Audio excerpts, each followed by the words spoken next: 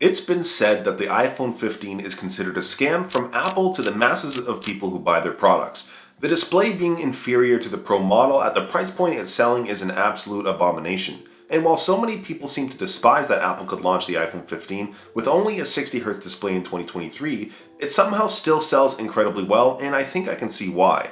So amongst all the features from the camera, the build, the performance, the battery, and of course the screen, is it really worth considering? Big thanks to Andar for sponsoring a portion of this video, but more on them in a bit. Okay, so the iPhone 15, I want to talk about it. It has a controversial display, an incredible camera, absolutely amazing performance, yet for some reason so many people in the tech space seem to despise this device, and it sells well to all the normal people. But it's not like the hate isn't partially justified either, since when you take a look at some of the offerings from Samsung, Google, OnePlus, those all have other options at a lower price point, if not the same, with better displays at higher refresh rates. So at this price point with the iPhone 15, it's hard not to see that the 60Hz display is kind of weak. And well, if I'm being honest, I've been using the iPhone 15, the normal one, for the last 2 weeks, and despite the display being, only 60Hz, it's been an incredible experience. The regular iPhone 15 is probably the device that most people should probably buy going into 2024, and really having used it over the last 2 weeks as my main daily driver, all I've really realized is that all the bells and whistles really just don't matter for the regular person. And the thing is, most people who would be buying this device in the first place is that normal person, being the grandma who wants to FaceTime her grandkids, the dad who just wants a battery that lasts all day, or the kid who's getting their first phone for high school or something. Really, this device just lands right in their pocket. In my case, my wife is that normal person, so I put this in her hands and asked her opinion. See, I'm too tall. I'm gonna go like this. Okay, so one of these is the iPhone 15 Pro, one of them is the 15. And what app do you use most on your iPhone? TikTok. TikTok? And Reddit. Reddit and TikTok. Okay, so let's open Reddit. We're not going to open TikTok. So between this is Reddit. Just swipe through these. Is there any difference between these two? One of them is the Pro, one of them is the normal 15. This one's smoother. What? This one's smoother. Like this one stops after a while, but this one just kind of keeps going, at least for the speed. Okay, that's funny because this one's the iPhone 15. The one that's smoother is the normal 15. Here, Anyways, this is my normal, everyday user, super pregnant wife. Do you notice the difference between these now? No, this one does it smoother. This one's smoother? Yeah. Okay. It's not my fingers. So that's the normal 15. Again, we tried it twice. The normal 15's smoother for the regular user. Thank you. So a bit of a wacky analogy when it comes down to iPhone 15 is I like to compare it to somewhat of a car. You go into a dealership, you need a new vehicle, you just need it to get from A to B. Sure, there's like 4 or 5 trims that you can choose from. Obviously the higher ones are going to be better, but they're also going to be more expensive. Now the iPhone 15 is probably more of like a middle trim, not even the lowest, and it does an incredible job for what it is. And in my case, I have the Jeep Grand Cherokee, which is probably the second trim up from the bottom, so it's not even that extravagant, but it gets me from A to B, and it simply works. It's a great car, it's reliable, it's fast as I need it to, not like I'm gonna be speeding like crazy, and it's good. It simply works. That's the iPhone 15. I hope this makes sense. And of course, when you take a look at the iPhone 15, it does about 90% of what the iPhone 15 Pro does, and that still makes it incredibly good.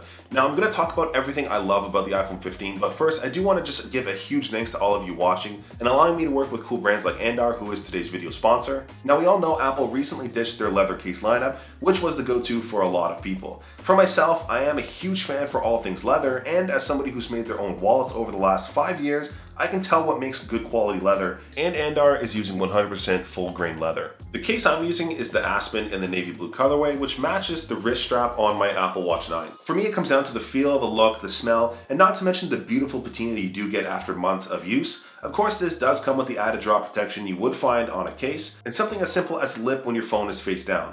Between the leather, the microfiber inside, and the elegant finish on the buttons, this is definitely an easy recommendation. Comparatively, this is what my iPhone 13 mini looks like after about a year of patina, making no case the same as any other. You can save 15% off using code MinimalisTech, which I'll have linked down below in the video description, and thanks again to Andar for sponsoring today's video. Now getting back to what I love about the iPhone 15 is actually its design and finish. I wasn't quite prepared to prefer this over the titanium on the 15 Pro, mainly because it's aluminum. Still, it kind of brings me back to the iPhone 5 and 5S days, displays, which I actually really enjoy. It does feel great in hand, and it actually just looks amazing, as does any Apple product. And something new for this generation is that Type-C port, and I'm sort of in this weird in-between where just about all my peripherals and accessories are still Lightning, so having this as Type-C hasn't really seen any benefit yet, but as I transition all my accessories over to Type-C, I'll definitely probably see the benefit from it. So far, it's just been whatever. And having primarily used the iPhone 15 Pro and the 13 mini, it's good to see that the iPhone 15 still has an absolutely incredible camera.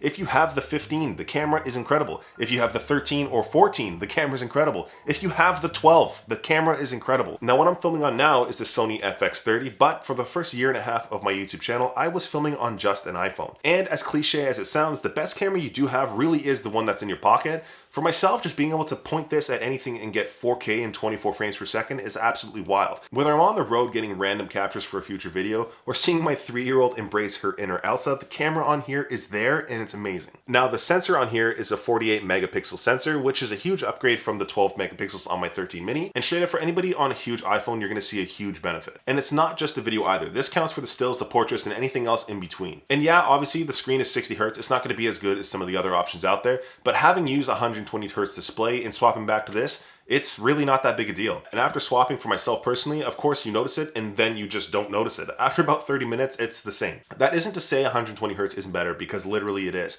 The thing is, you're not gonna have both of these devices side by side comparing them. And yes, 60 Hertz isn't the best, but it is still just fine. And refresh rate aside, you still have a 6.1 inch OLED display, which does a great job regardless of what you're doing. It does get super bright indoors and out, and any sort of content on here looks great. If you really do hate this device for the 60 Hertz display, that's fine. Don't buy it. Go grab yourself something with a 120 Hertz display. Now, in regards to the battery, I know there's lots of ways to test this. It's not particularly something I'm gonna do, mainly because whatever I do on my phone's not gonna be the same as yours. Still, Apple says this should, last like 18 or 19 hours. Really, I have a charger everywhere I go, whether that's at my desk, in my car, or pretty much anything else. Even MagSafe battery banks exist, so battery, for myself at least, has been a non-issue. Even if I do go the entire day without charging, I still have anywhere between 30 to 40% at the end of my day. That's just me though. Still, the battery, it's great, no issues. And for that battery, it's obviously gonna depend on what you're doing. For myself, if I'm playing a lot of Vice City on my phone, the battery's gonna take a huge hit. And talking about Grand Theft Auto Vice City, I started that a while back on my 13 mini, and I recently picked it back up on the 15, and it performs incredibly. Pretty much everything on here performs perfectly. I have the 15 Pro, I have the 13 mini, and I have the 15. Between all three of those devices, just about everything you do on here is about the same. Sure, the 15 Pro will have all that ray tracing and all the extra graphical improvements, but everything on here is still absolutely incredible. Every single year when it comes down to performance, Apple is going to tell you this is the greatest iPhone ever. Obviously, it's the new one. The thing is, the old ones don't magically become bad, and right now the iPhone 15, even though it's using last year's chip, is absolutely incredible. I know it sort of sounds like I'm fanboying and I'm gushing, which I sort of am, but honestly, just performance-wise, I'm impressed. And not to mention all the things you'll be doing day to day, so just separate from gaming. If you're scrolling the web, browsing, Instagram, social media, TikTok, whatever the hell you're doing, it's gonna be snappy. It feels the same on my 15 Pro. It feels the same on my 13 mini. And I use my wife's 12 mini, it's the same.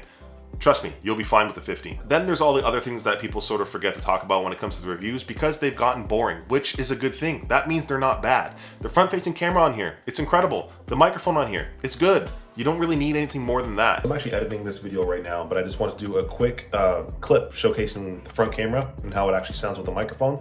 This is it. I haven't done any sort of editing, zero color correction, nothing. This is what it sounds like, this is what you get, and I think it looks pretty good.